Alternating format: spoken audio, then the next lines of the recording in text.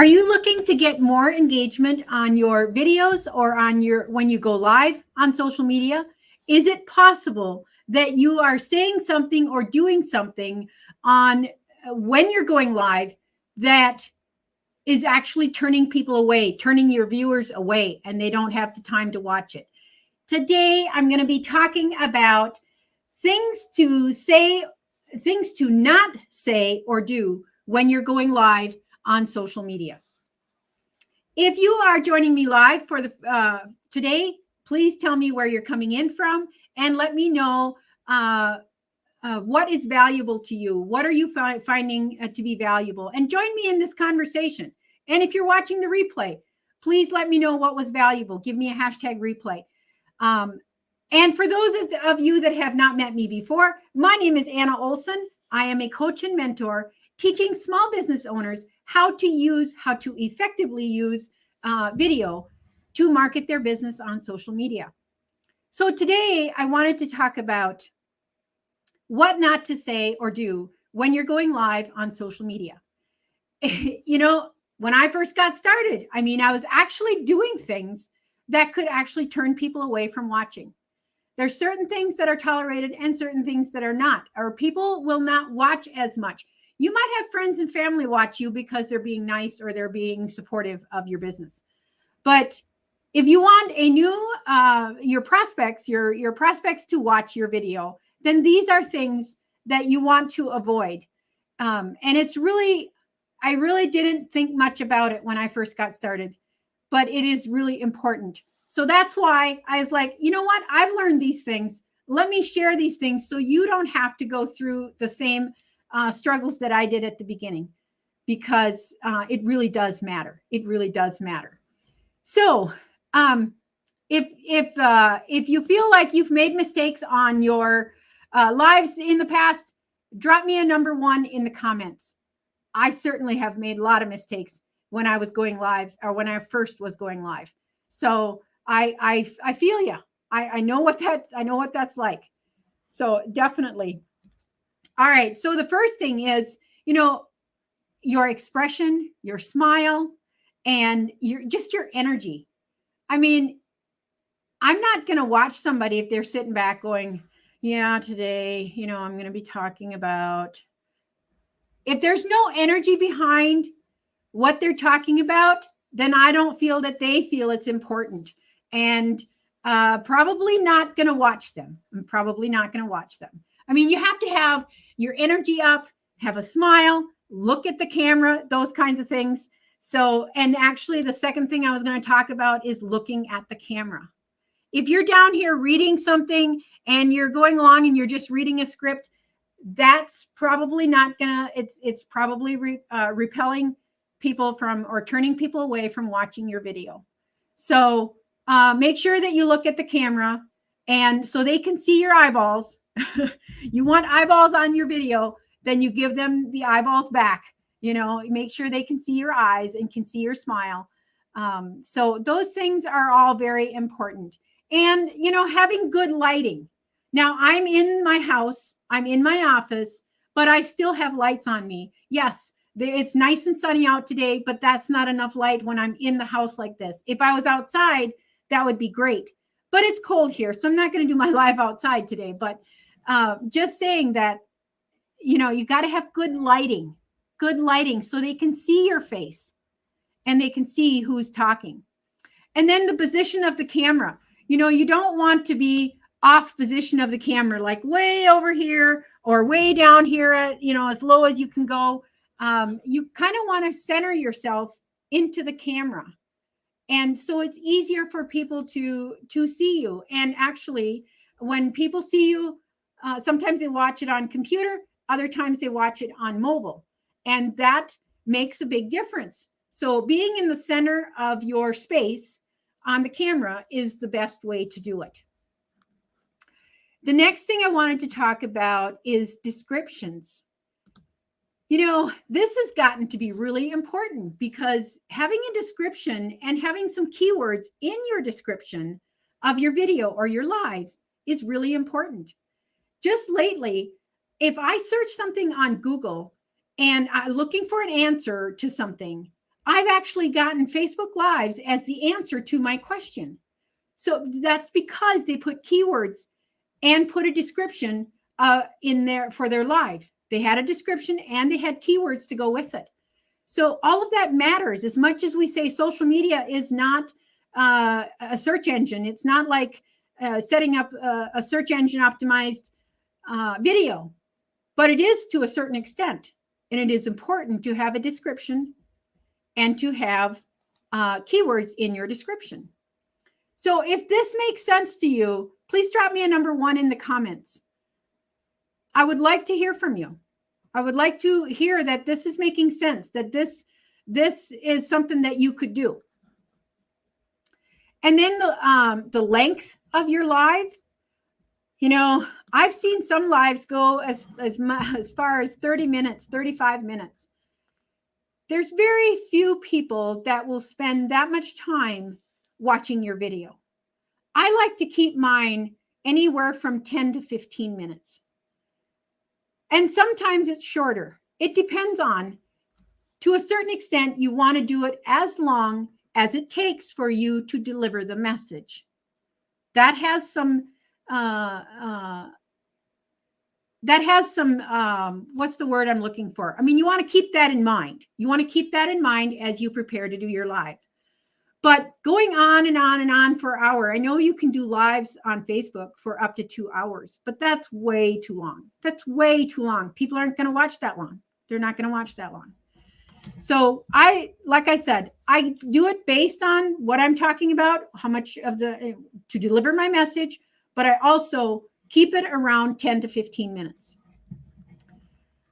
Let's see. Oh, okay. So the next thing I wanted to talk about is you don't go on live and you say, you have to do this and you have to do that. And this, demanding kind of language. Watch your language. You can always share, you can suggest, and you can recommend. But don't demand that people need to do it, because people don't want to be told what to do. They love to hear what works. They love to hear your sharing your story and sharing your experience. But they don't want to be told what to do.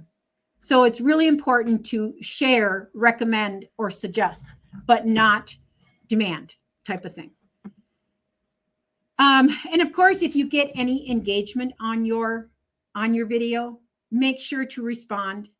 They could have taken their time to respond on somebody else's video, but they chose to respond to yours. So give them the courtesy to respond to them. So you want to make sure that you respond to all engagement that you get from your video, okay? And most of all, don't read a script for your video. Look at the camera and talk. You have to know your subject well enough to be able to look at the camera and talk about it. People want to hear your side of the conversation. It is a one-sided conversation, which is okay. Unless you get comments, then you can, if you get live comments, then of course you can respond to that. But people want to hear you talking just in a normal talking voice, not reading a script. I'll have notes and guides kind of thing, but you want to be able to freely talk in front of the camera about your subject. All right. Okay, so this is one of the things that really bothers me, and I won't watch somebody's video if they do it, because it really bothers me. When you first come on live and you hear somebody say, well, I'm just going to wait another minute to let people for people to join me. I'm just going to wait another minute, or let's give it another minute and see if anybody else hops on before we get going with the training. I don't ever do that. Because if I start watching a replay of a live that has that, I'm like, yeah, I don't have time for this. I'll move on to the next one. So you don't ever want to wait for people to hop on. Do your live as if it's for the replay. Because most people may not get the notification or may be busy when you're going live. Just assume that people are going to watch the replay. And most of my audience will watch the replay. And that's okay. That's okay with me. So I don't want them to have to wait because I was waiting for people to hop on. So somebody else told me that. It was quite a while ago when somebody else told me that. And I'm like, that's a really good point. And I never did that again, waited for people to hop on. Let's see. Oh, and okay, so this one is important too. If you have somebody join you live, that's great. But unless they comment, you don't acknowledge them. Sometimes a notification will come up and say, oh, so-and-so joined your live. But I don't ever acknowledge them unless they have commented, because I know that I have gone in and watched lives and I just wanted to quietly watch a little bit. And maybe I wanted to watch the whole thing. But unless I commented, I didn't want them to know I was watching. Now, they might have gotten a notification, and a couple of times I was called out. Oh, hey, Anna, nice to see you on. And it's like, wait a minute, I haven't said anything. I don't really want you to acknowledge me. And so it's just common courtesy to not acknowledge somebody unless they have commented on your video. Let's see. Oh, yes. When you start your, and I have a whole structure of how to structure your live. If you'd like that, just put structure in the comments and I'll get it to you. But it's amazing how much more engagement, more views that I got when I started using this structure. But when you do your structure, the first thing you're going to do is your hook or your intro and your headline, and then you're going to introduce yourself. And when you introduce yourself, or you want to make sure that you always introduce yourself, because you can't assume that people know who's talking, or you don't want to assume that people know who's talking. Somebody new might be watching your video and you want them to know who you are. So that's why I would suggest that you introduce yourself on every live that you do. And right after you do that, right after the intro or the hook or the attention grabber. Okay. Let's see. And then, of course, being very regular and on point, doing your lives and showing up for your audience when you have promised to show up.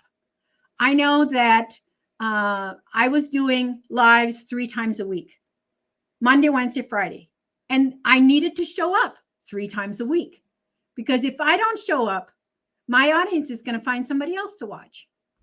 So it's really important, if you promised your audience that you're going to show up 3 times a week, then you show up 3 times a week. Consistency. So I'm talking about consistency. Consistently showing up and training, or talking about your personal life, whatever it is, but sharing with your audience as many times as you have promised to show up. So the last thing I would suggest is that you have a call to action. So today, my call to action today is drop structure in the comments, and I will get you the link where you can get my going live structure for free, all the free training, exactly how it should be set up so you can get more engagement, more views, more comments, all those kinds of things. And that really made a huge difference in my business when I started using that structure. So drop a structure in the comments and I will get it to you right away. So there was my call to action. Always, it would be my suggestion that you always have a call to action. It may be as simple as, hey, if you like this training, or if you like this video, like my subject, drop a number 1 in the comments. It may be that simple. But every live should have a call to action of some kind, because people want to know what to do next. They don't want to be told what to do next, but they want to know what the option is of to do next. So there you have it. Those are my what not to do when you're going live on social media. And I hope that you got some value from this. Was there something that you're doing now that maybe you shouldn't be doing? Please let me know. I would love to hear from you. All right.